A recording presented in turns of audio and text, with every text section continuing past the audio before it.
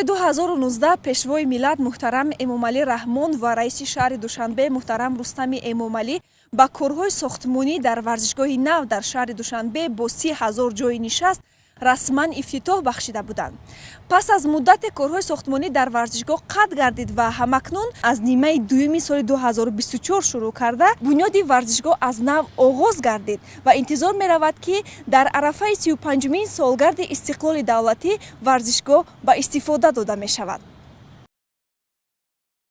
корҳои сохтмонӣ дар варзишгоҳи нави Душанбе бо суръати баланд ҷараён доранд. Раванди сохтмонро ширкати чинӣ PFM Stone ба ӯҳда гирифта, бо ворид кардани тағйирот ба нақшаву тарҳи қаблӣ фаъолиятро ба роҳ монданд. Дар ин иншооти калон, ки масоҳати беш аз 9 гектарро дар бар мегирад, ҳамарӯза 300 нафар бригадаи кории маҳаллӣ ва 50 нафар мутахассисони чинӣ заҳмат мекашанд. 48 техникаи калони боркашонӣ ва ёрирасони сохтмонӣ низ истифода мешаванд.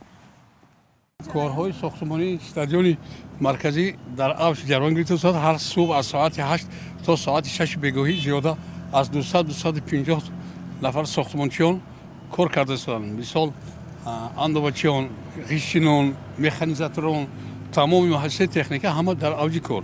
Маҳсулотҳо маҳсулоти худӣ, маҳсулоти ватанӣ. ҳозир мо асосан қум, шебен, симент дастрас карда мешавад, ки ягон камбудӣ дар байни мо нест. ҳар як рӯз ба мо дастрас мекунанд. дар ҳудуди варзишгоҳ бунёди биноҳои ёрирасон ва таваққуфгоҳ барои мошинҳо низ ба нақша гирифта шудааст. масоҳати майдони футбол дар ин варзишгоҳи замонавӣ 105 ба 68 метрро ташкил хоҳад дод, ки якумин варзишгоҳ ҷавобгӯ ба талаботи ФИФА дар Тоҷикистон мебошад. Он дорои чамани табиӣ хоҳад буд, ки тухмиҳои чаман аз ҷумҳурии ҳамсоякишвари мо дастрас мегарданд. чамани варзишгоҳ аз тухми махсус сабзонида мешавад, ки ба фасли гармову сармо тоб оваранд. қубурҳо барои баровардани обҳои зиёдатӣ насб мегарданд. болои нишастгоҳҳо пурра пӯшонида мешаванд, ки аз офтобу борон ҳимоя мекунад. масолеҳи баландсифат истифода мегардад. боварӣ дорам варзишгоҳ зебо мешавад. дар ошёнаи якуми фазоӣ зерминбарҳои шарқӣ ва ғарбии варзишгоҳ бунёди хонаҳои либосивазкунии варзишгарон ва доварон, ҳаммом, нуқтаҳои тиббӣ ба назар гирифта шудаанд. ҳамчунин инҷо толорҳои машқу тамрин ва қаҳвахонаҳо сохта мешаванд. барои меҳмонон бунёди ҳуҷраҳои алоҳида бо шумораи умумии 448 ҷой, майдончаҳои сайру гашт дар баландии беш аз 9 метр ва дигар иншооти ёрирасон ба нақша гирифта шудааст. дар минбари ғарбии варзишгоҳ дар баландии беш аз 18 метр ҷойҳои нишасту тамошо барои меҳмонони воло мақом бунёд мегардад. ҳар як минбар ё қисмати варзишгоҳ дорои баромадгоҳи алоҳида хоҳад буд. ҳоло гурӯҳи кории мутахассисони ватанӣ дар якҷоягӣ бо мутахассисони чинӣ пешрафти лоиҳа, мушкилоти техникӣ ва роҳҳои ҳалли онҳоро баррасӣ намуда, маҳсулоти лозима, техникаву асбобҳоро аз ҷумҳурии мардумии чин дастрас намуданд. тибқи лоиҳаи нав, намуди берунаи он пурра аз металл иборат мешавад.